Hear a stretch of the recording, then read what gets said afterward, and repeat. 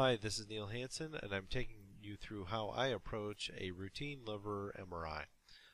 So when you open up a liver MRI for the first time, you'll have over a dozen sequences, and it can be kind of intimidating to know what to look at when. So I'm going to take you through each of these sequences and tell you kind of the highlights of what I use them for. The first sequence obtained for really almost any body imaging study is a coronal T2 weighted sequence.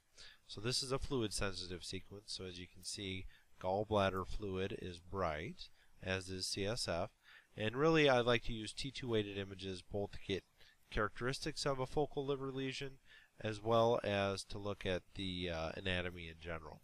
So I'll point out here's a focal liver lesion and it's T2 bright. The closer in signal to CSF fluid a lesion is on T2 weighted imaging, the more likely it is benign, either a cyst or a hemangioma. The closer in signal it is to the spleen, which you can see the spleen here is kind of this gray signal, the more likely it is to be cancer. On this coronal T2 weighted image, I always take a look at the common bile duct, which frequently you can see here, as well as the pancreas and pancreatic duct, which you can see on a few slices here. An axial T2 weighted sequence is obtained next. Again, you can tell that it's T2 weighted because the gallbladder fluid and CSF fluid is bright. And I usually scroll through this just like a CT scan. I look at the lung bases, then I look at the body wall, then I look at the liver. You can see here there's a very large T2 hyperintense left lobe liver mass. I look at the adrenal glands, pancreas, kidneys, aorta, small and large bowel. So I really go through and spend a lot of time on this. Sometimes the technologist will repeat an MRI sequence, especially if there's been artifact on it. So in this case, they felt that the person was breathing too much on the initial scan, so they repeated it. So frequently on MRI, not just in body, you'll see a sequence and you'll be like, what on earth? Why this is the same sequence as the last one? Frequently there'll be some technical error that the technologist thought occurred, such as respiratory motion, and they'll repeat it. Next up is it's called EPI, an echoplanar image. This is diffusion weighted imaging in the abdomen. Some people call this a seizure sequence. I really don't use this too much for anything other than lesion detection. And it's broken up into two different diffusion weighted sequences frequently. One is a low B value image. This is essentially just a T2 weighted image with fat saturation. And you can see here that sometimes it makes focal liver lesions that are T2 bright and or restrict diffusion really pop out. So you can see that small one in the right lobe real well, as well as this larger one in the left lobe lateral segment. A high B value image, or the B750 image, is a true diffusion weighted image. So lesions that restrict diffusion have a limited differential. Hepatic abscesses restrict diffusion. Really cellular tumors like neuroendocrine tumors or lymphoma can restrict diffusion. So it kind of can limit and help you your differential and help you characterize masses. All these diffusion images always come with an ADC map, because you want to make sure that if something is truly restricting diffusion rather than T2 shine through, which we'll learn about in our physics curriculum, that it should be dark on an ADC map. So in this case, these lesions were both actually bright on the ADC map, so they were just T2 bright, and this was T2 shines through, not true restricted diffusion. So neither of these lesions restricted diffusion. The next thing up is the kind of MR fluoro images that are used to obtain the adequate timing for the post-contrast images. So you can see here gadolinium was injected. It's moving through the heart and lungs, and then once it hits the abdominal aorta, that tells the technologist to scan the arterial phase images. So this is just used for bolus timing. What do I use it for? I've seen a handful of people call pulmonary artery emboli by looking at lung perfusion here. So I always just check the lungs to make sure there's no peripheral wedge-shaped defects here, because occasionally someone with a PE, you'll be able to diagnose it on this sequence. The next sequence up is a T2 fat sat sequence. So this is just like the initial sequences obtained, only fat is saturated out. So it's useful for a couple things. So if you have a focal lesion, say in the kidney or in the liver, you can go in, and if it saturates out on this sequence, you know there's fat within it. Additionally, I like to think of this as a detection sequence. A lot of times edema or masses show up really conspicuous because they'll be kind of mild or moderately T2 hyperintense. They're easier to see when fat is saturated out. Additionally, nodes, especially small lymph nodes, can be easiest to see on this sequence. Here we have some additional diffusion weighted sequences, and I'll tell you again, I don't use these for very much. They're very, very fast sequences. Some of them are done as part of research protocols. I really just give them a quick scan through and don't use them for too much other than lesion detection for the masses that happen to be very bright on diffusion. Next thing we have here is a Dixon sequence, or in and out of phase. So when you get a Dixon sequence, there's 4 things in one. The first thing as you scroll through is a water sat. So all the water is made dark. So muscles, liver, parenchymal organs, kidneys are mostly water, so they look dark. Really the only bright thing left is fat. The next thing is a T1 in phase, and you know it's in phase because there's no etching artifact.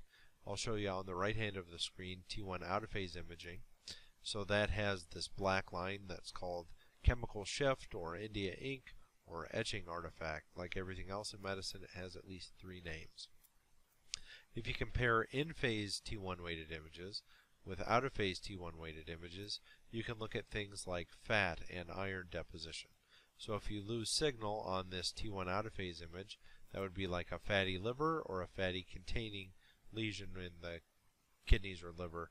That significantly limits your differential to things like a liposarcoma or an angiomyolipoma or a myelolipoma, depending on where you're at in the body, if you can confirm that a lesion contains fat. Intracellular fat is manifest by signal loss on in and out of phase imaging, versus macroscopic fat, such as like the visceral fat that you can see here in the abdomen, is manifest by being outlined by this etching or India ink artifact. So it's important to distinguish those two because that can affect your differential of specific renal and liver lesions. The next series that we have are the pre and post contrast series. So before and after contrast, usually in body imaging and sometimes in neuro, is basically a T1 weighted fat sat image. So since fat is saturated out and it's T1 weighted, both fat and fluid are dark, and so beforehand anything that's T1 hyperintense has a very limited differential. Usually things that are inherently T1 hyperintense are hemorrhagic, such as like occasionally you can have a hemorrhagic kidney cyst, or alternatively it could be melanin if they have melanoma. Proteinaceous debris and sometimes stages of calcification are T1 hyperintense also. It just so happens that contrast is T1 hyperintense, so that's why it's useful. You have this T1 pre-map that you can compare with your T1 post during the arterial phase, and then you know that anything that changes signal from this sequence to this sequence is because it enhances with contrast. So if you look here, there are parts of this large liver tumor that were T1 kind of iso-intense and now are T1 bright. And they're T1 bright because they're enhancing with contrast. So this is a contrast enhancing liver mass.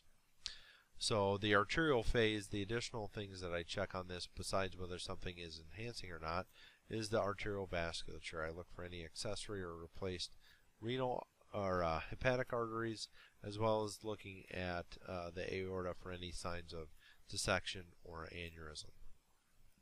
At this point, I usually open up my screen to have 4 different blocks. And I bring up the arterial phase, the portal venous phase, and the delayed phase, because that's how you characterize a liver lesion. The portal venous phase I also use here to look at the portal vein, which you can see here is opacified nicely. And the delayed phase, I look at the IVC and hepatic veins for thrombus or tumor extension or whatever else I need to interrogate them for. So this is how we characterize liver masses. You look at their enhancement pattern. So this T1 hypointense mass had peripheral discontinuous nodular enhancement. You can see peripheral, discontinuous, and nodular. It filled in on the portal venous phase, and then on this delayed phase it filled in even more. So those are diagnostic imaging features of a cavernous hemangioma. You can see here that that other liver mass higher in the dome had a similar pattern.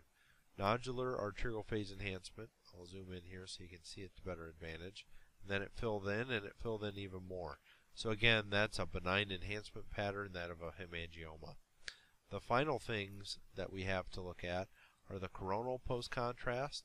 I use this as an even more delayed post-contrast series, so if I'm looking for additional fill-in, like of a hemangioma, or if I'm looking for a washout in a hepatocellular carcinoma, you can diagnose those with greater definitive accuracy on this even more delayed post-contrast scan, should the earlier delayed scans be equivocal. And then the last thing is the survey scan. The technologists use this to set up their MRI planes of imaging, but I always look especially at the bones here, because occasionally you'll find a compression fracture or other incidental finding on the wider field of view scout images or survey images than you will on the smaller field of view sequences that we've reviewed already.